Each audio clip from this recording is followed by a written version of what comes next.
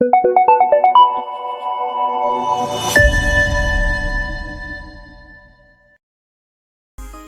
में से कई ऐसे लोग होंगे जिनके दिमाग में स्टोरीज चलती हैं, ठीक है। सोते उठते बैठते वो अपनी दिमाग में एक स्टोरीज बनाते हैं। तो अब वो चाहते हैं कि वो स्टोरीज पूरी दुनिया देखे, पूरी दुनिया पढ़े।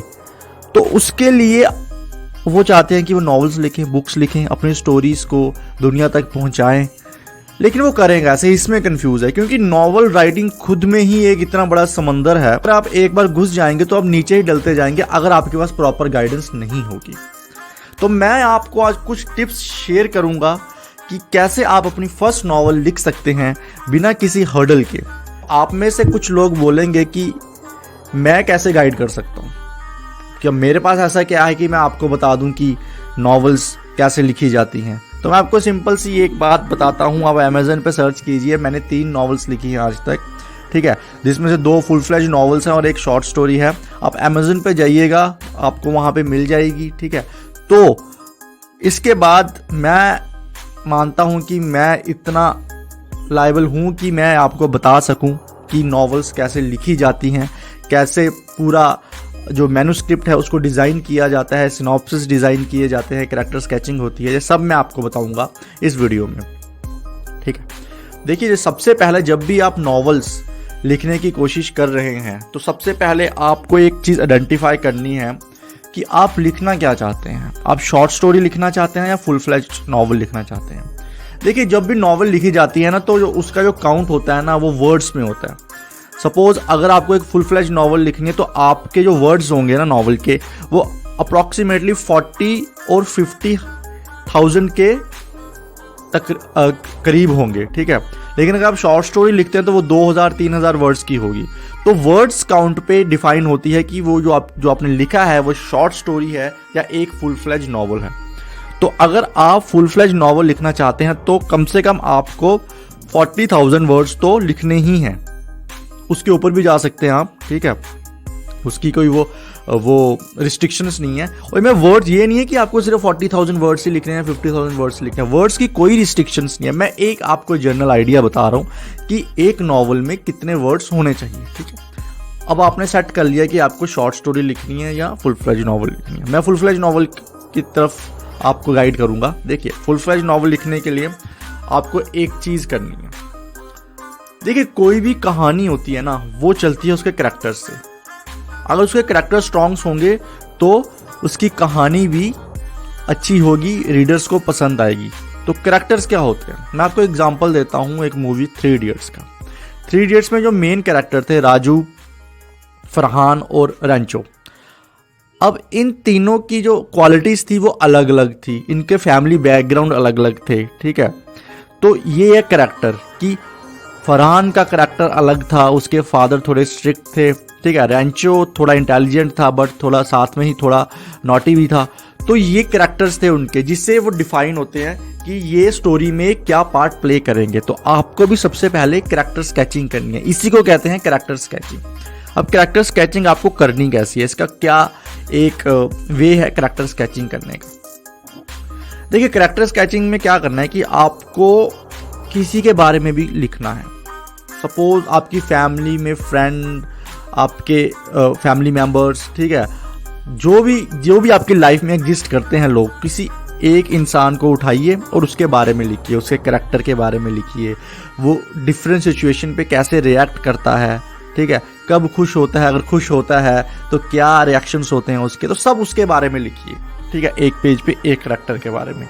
तो ऐसा आपको 10 दिन करना है, मतलब 10 दिन में आपको 10 करैक्टर्स के बारे में लिखना है। जब आप 10 दिन के 10 करैक्टर्स के बारे में लिख लेंगे तो आपकी जो करैक्टर स्केचिंग होगी वो स्ट्रांग हो जाएगी। मतलब आपने पहला हर्डल पार कर लिया है अपनी फर्स्ट नॉवल लिखने का। तो दूसरी चीज़ आती है, वो आती है सीन क्रिएशन। अब सीन क्रिएशन क्या है? देखिए, सीन क्रिएशन ये है कि आपके जो करैक्टर्स हैं वो क्या एक्टिविटीज़ करेंगे जिससे एक सीन क्रिएट होगा। अब इसको आपको कैसे लिखना है, कैसे प्रैक्टिस करनी है। देखिए, सीन क्रिएशन भी आपको सेम कैरेक्टर स्केच की तरह ही करना है। आपको देखना है, सपोज आपकी लोकेलिटी में कोई शॉप है, वहाँ पे लोग बैठते हैं, बातें करते हैं, तो आपको वो सीन लिखना है कि वहाँ पे लोग आते हैं 8 बजे 9 बजे शाम को या सुबह आते हैं, ठीक है, तो वहाँ पे क्या डिस्कशंस होती है, पॉलिटिकल डिस्कशंस होती है, कौन किसको सपोर्ट करता है फॉर एग्जाम्पल। तो मतलब आपको वो सीन क्रिएट करना है। तो ऐसे आपको 10 सीन्स क्रिएट करने हैं 10 दिन में, ठीक है। 10 दिन में 10 सीन्स क्रिएट करेंगे तो इससे क्या होगा, आपका 2 चीज़ें हो जाएंगी। एक तो आपका करैक्टर स्केच बिल्ड हो जाएगा, दूसरा सीन क्रिएशन आपका बिल्ड हो जाएगा, ठीक है। अब जो तीसरी चीज़ आती है वो आती है स्टोरी बिल्डिंग। स्टोरी बिल्डिंग में आपको करैक्टर स्केच और सीन क्रिएशन को ज्वाइन करके एक स्टोरी बनानी है। पहली बार अगर आप स्टोरी बनाएं तो कोशिश करिएगा वो शॉर्ट स्टोरी हो, क्योंकि आप लॉन्ग स्टोरी बनाओगे ना तो बीच में कहीं खो जाओगे। क्योंकि देखिए स्टोरी का मतलब होता है कि जो जिसका हर एक पार्ट आपस में कनेक्ट हो, तो आपको उसी तरह लिखना है कि आपकी स्टोरी कनेक्टेड हो। ये नहीं कि एक पार्ट स्टोरी का कहीं जा रहा है, दूसरा पार्ट स्टोरी का कहीं जा रहा है। उससे ना तो रीडर्स को इंटरेस्ट आएगा और ना आपको लिखने में मजा आएगा। तो एक स्टोरी जो होगी वो कनेक्टेड होनी चाहिए थ्रू आउट एंड, मतलब स्टार्ट और एंड में जो वो स्टोरी जब कोई एक उसका ब्रीफ दे तो स्टार्ट और एंड उसका कनेक्टेड होना चाहिए, ठीक है। तो एक कनेक्शन में स्टोरी होनी चाहिए। तो आपको शॉर्ट स्टोरी लिखनी है, ठीक है।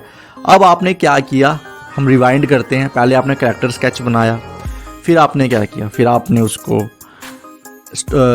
सीन क्रिएट किए, फिर आपने स्टोरी क्रिएशन की जिसमें आपने कंसोलिडेट किया कैरेक्टर स्केच को और सीन क्रिएशन को, ठीक है। अब आपकी स्टोरी तैयार हो गई है। अब आपको एक आउटलाइन बनाना है, स्टोरी आउटलाइन। ये अब आपको अब जो फाइनल अपनी नॉवल लिखनी है ना, उसका एक स्टोरी आउटलाइन बनाना है। स्टोरी आउटलाइन का मतलब क्या है कि आपको अपनी कहानी कम शब्दों में पूरी लिखनी है। मतलब मैं अगर कहूँ 2 पेजेस में आपको अपनी पूरी कहानी लिखनी है, शॉर्ट में, ब्रीफ में, ठीक है। जब आपने 2 पेजों में अपनी एक पूरी कहानी लिख दी, उसके बाद आप फिर धीरे धीरे सीन्स को क्रिएट करेंगे, ठीक है, इमोशंस लाएंगे, सब कुछ करेंगे, कैरेक्टर स्केच बिल्ड करेंगे कैरेक्टर। और एक चीज़ जो आपको करनी है, जो आपके कैरेक्टर स्केचेस है ना, उसको धीरे धीरे बिल्ड कीजिएगा धीरे स्टोरी में। मतलब ये नहीं कि एक ही बार आपने एक ही पेज में सब कुछ बोल दिया कि ये मेरा कैरेक्टर है, ये इसकी ये हैबिट्स हैं, ये करता है, ये करता है। वो एक ही पेज पे मत कीजिएगा, वो अच्छा नहीं लगेगा। उसको धीरे धीरे बिल्ड कीजिएगा स्टोरी में, ताकि जो रीडर्स है उनका इंटरेस्ट बना रहे, कि उनको पता लगता रहे पूरी स्टोरी में कि ये एक्चुअली कैरेक्टर की क्या क्वालिटीज़ हैं, ठीक है। तो ये आप धीरे धीरे इसको बिल्ड कीजिएगा। जब आपकी ये चीज़ें होगी तो आप लिखना स्टार्ट करेंगे। लिखना आप कहीं पे भी स्टार्ट कर सकते हैं, ठीक है। आप MS वर्ड पे, माइक्रोसॉफ्ट वर्ड पे लिख सकते हैं, आप नोटपैड पे लिख सकते हैं। आप अब कुछ होते हैं कि जो पहले रजिस्टर पे या कॉपी पे लिखते हैं, फिर उसके उसको टाइप करते हैं। कुछ होते हैं जो डायरेक्ट टाइप करते हैं, ठीक है। तो मैं हूँ जो डायरेक्ट टाइप करता हूँ। कुछ अपने अपने मतलब मेथड्स होते हैं लिखने के, वो आपको रेक्टिफाई करना है कि आपको कौन सा सूट करता है मेथड, ठीक है। जब आपने एक बार स्टोरी लिख ली अपनी, ठीक है, जब आपने स्टोरी लिख ली उसके बाद आपको क्या करना है, आपको उसको एडिट करना है। देखिए स्टोरी को एडिट करना इतना ही इम्पॉर्टेंट है जितना एक स्टोरी को लिखना। अब ये नहीं कह सकते कि मैंने स्टोरी लिख ली तो बस आपका काम खत्म। आपका काम अभी तक खत्म नहीं हुआ, आपका काम सिर्फ स्टार्ट हुआ है अभी। तो आपको अब क्या करना है, आपको एडिट करना है। एडिट में आपको जो सीन आपको लगता है कि ये रेलिवेंट नहीं है आपकी स्टोरी में, वो आपको ट्वीक कर देने हैं। अगर कुछ आप एडिशन करना चाहते हैं वो एडिशन कर सकते हैं। एडिट आप खुद भी कर सकते हैं, या अगर आप किसी एडिटर को हायर भी कर सकते हैं। ये आप पे है, आपकी पॉकेट पे है, आपके बजट पे है, ठीक है। किसी को हायर करेंगे तो उसका बजट होगा, वो कुछ चार्ज करेगा आपसे। खुद एडिट करेंगे तो टाइम चार्ज होगा, मतलब टाइम लगेगा, पैसे चार्ज तो होंगी नहीं। तो ये आप पे है कि आपको खुद एडिट करना है या किसी एडिटर से एडिट करवाना है। जब आपने एडिट कर दिया मतलब आपकी स्टोरी तैयार है पब्लिशर्स को सेंड करने के लिए। ये पब्लिशर भी 2 टाइप के होते हैं, एक होता है सेल्फ पब्लिशर, एक होता है ट्रेडिशनल पब्लिशर।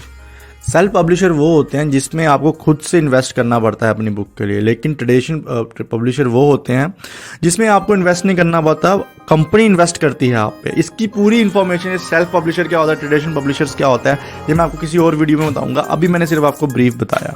देखिए पब्लिशर को सेंड करने के लिए आपने जो स्टोरी लिखी है उसको आपको सिनॉप्सिस बनाना पड़ता है। सिनॉप्सिस में 3 चीज़ें आती हैं। पहली चीज़ आती है आपका स्टोरी का ओवरव्यू, दूसरी चीज़ आती है आपके 3 चैप्टर स्टोरी के, और तीसरी चीज़ आती है आपकी एक ब्रीफ बायो, एक ऑथर की ब्रीफ बायो। जब ये आप चीज़ 3 चीज़ें बना लेंगे, फिर आपको ये वेरियस पब्लिशर्स को सेंड करना पड़ता है थ्रू ईमेल्स, ठीक है। अब ये पब्लिशर्स को ढूंढेंगे कैसे, किस पब्लिशर को सेंड करना है, कौन सा पब्लिशर अच्छा है, ये अलग वीडियो में बताऊंगा, क्योंकि इससे जो वीडियो है वो बहुत लॉन्ग हो जाएगी। तो ये प्रोसीजर है कि आपको अगर अपनी फर्स्ट नॉवल लिखनी है तो ये आपको ये स्टेप्स फॉलो करना पड़ेंगे। आई होप आपको वीडियो पसंद आई होगी। अगर वीडियो पसंद आई है तो प्लीज़ सब्सक्राइब द चैनल।